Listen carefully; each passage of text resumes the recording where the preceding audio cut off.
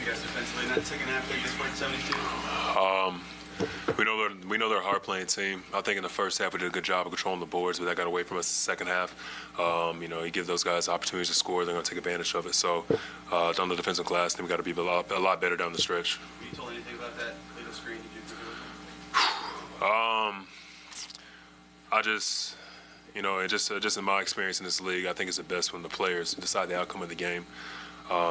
I think it's unfortunate that it happened. We reviewed it; they still called it a legal screen, but it's the playoffs, man. I feel like DiVincenzo did a good job of selling it, and for the most part, you can't leave the game to be decided by the refs. So we have to take accountability as well. So of course, it's right after the game. I'm a little fresh with my emotions about it, but we know at the end of the day that we can't get to that position. So I think the last 2-minute report, we're all looking forward to that coming out. I think there was 2 controversial calls. We had to use our challenge on one call, Tyrese, and then the kickball by Aaron Nesmith that was not a kickball. You clearly see it on the replay. So, like I said, it's unfortunate, but it's just we can't put ourselves in that position.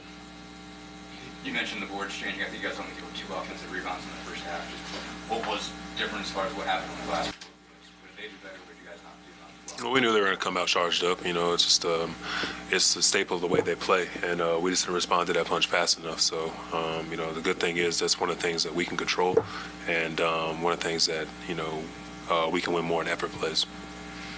Even if the 2-minute report comes out tomorrow and shows that the call should have gone the other way, like for you guys, it still counts like it's a loss. And how do you guys take that if that turns out to be the case? We have a very young team, and my speech to them after the game was telling them, like what I just told y'all, you can't rely, on the refs at the end of the game, especially in this building.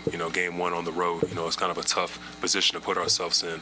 But we take it on the chin and we just get ready for game 2. That's all I can do. The best thing about this is we play every other day, so we make our adjustments, get ready to go on Wednesday, and don't look too much into the 2-minute report. It just is what it is. But I just think that there's going to be some glaring things there.